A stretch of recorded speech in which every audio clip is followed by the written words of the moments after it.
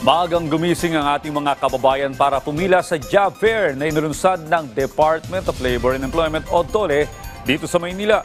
Dala-dala ang mga requirement at resume. Nag-abang agad ang grupo na ito ng mga job seekers sa tapat ng Manila Science High School kahit alas 8 pa lamang ng umaga. Nakatakdang magsimula ang job fair. Ang ilan sa kanila, mga first-time job seekers at ang iba naman ay mga estudyante na nagbabakasakali na makakuha ng trabaho para makatulong sa kanilang pag-aaral.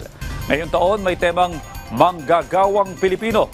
Kagapay sa pag-unlad sandigan ng mas matatag na bagong Pilipinas ang job fair na inilunsad ng DOLE sa iba't ibang lugar sa Pilipinas. Sa tala ng ahensya, abot sa 240,000 na trabaho ang job opportunities ngayong taon sa mga job fair na kanilang binuo ngayong Labor Day. Nasa 34,000 na overseas jobs ang kasama dyan na malaking oportunidad para sa mga Pilipino. Isa lamang ang Manila Science High School sa higit 6 na pong mga job fair sites na binuksan ng ahensya ngayong araw.